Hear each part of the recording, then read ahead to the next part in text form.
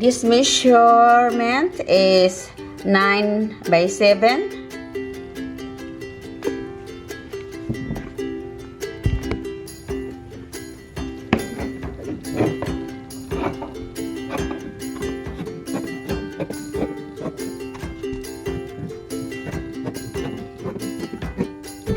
Okay, there you go. This is 9 from here to here, 9 inches, and from here to here is 7. First, I cut this white cotton fabric, 40 pieces.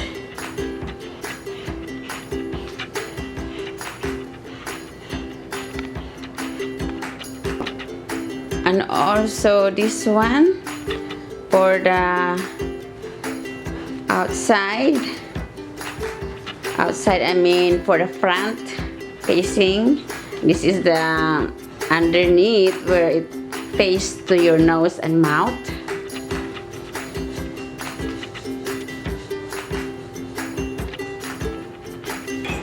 So here it is, guys. I use a masking tape to level here 6 inches from here to this pen right here, to this mark, and there it is. Inches.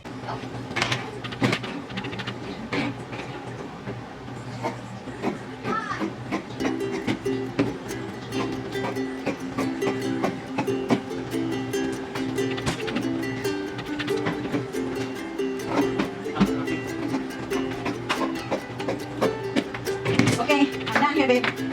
Here you go. That is how you cut the fabric. So when you make a batch face mask, you have to double the layers when you cut them. And this is how I mark my table. This is from the 1 to 9 inches, and from here 1 to 7 inches. And now I start sewing. I am using a blue thread that can follow.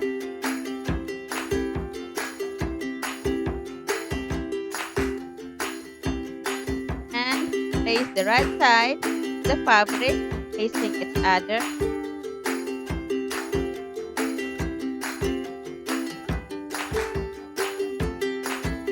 Let's sew along.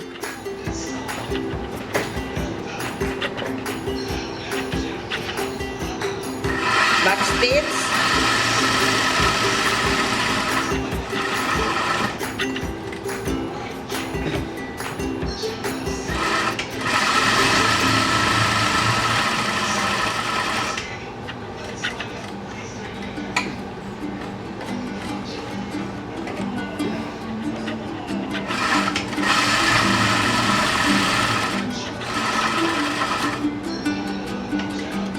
Back stitch.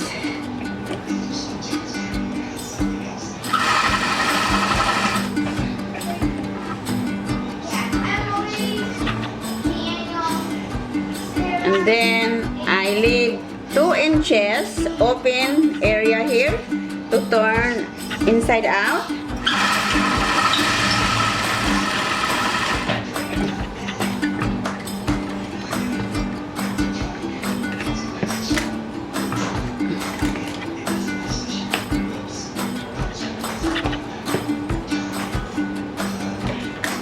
So this is the open area that I leave to turn inside out. Let's cut this extra thread.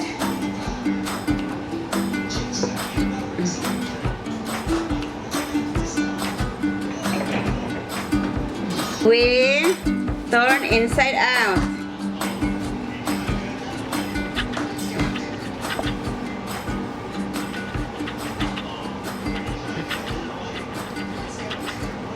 Turn inside out from the opening right there. Use a chopstick or any stick that you have.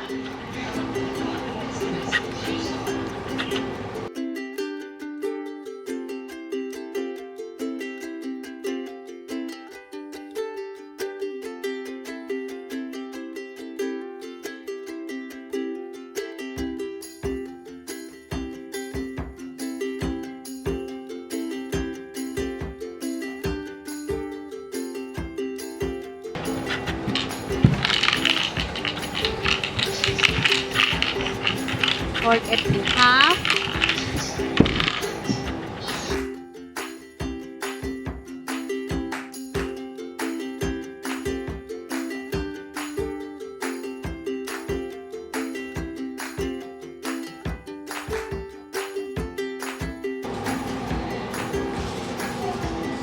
And then this is my plate maker. So after ironing, do like that.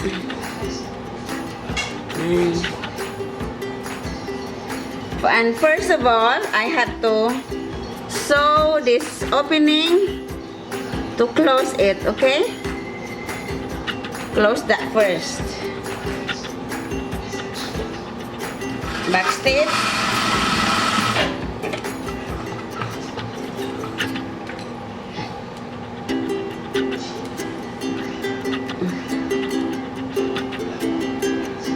Then, what I do after closing it, after closing this, and after ironing, I grab my plate maker.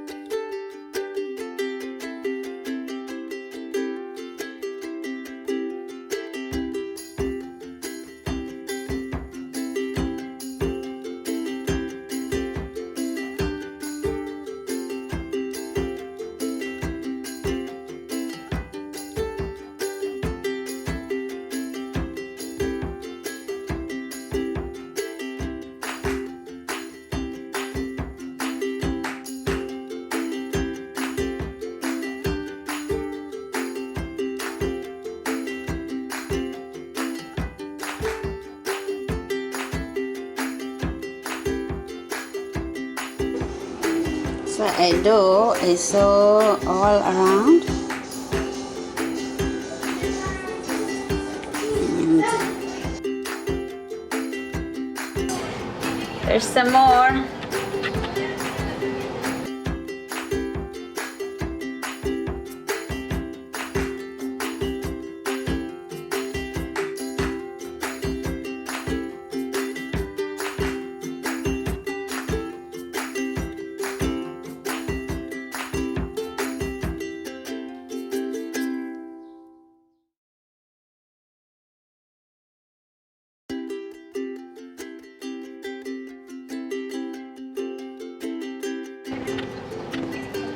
Here, ganap ko sa plastic.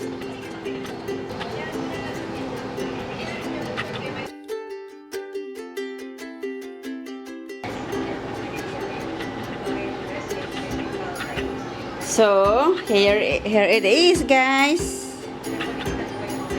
The outside is the print and the inside is the white.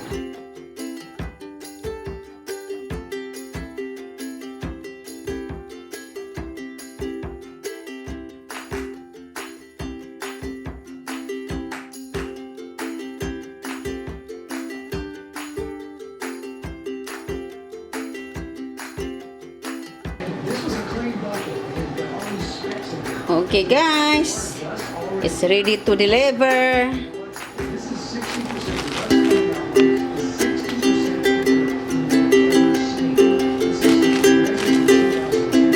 This is 40 pieces face mask.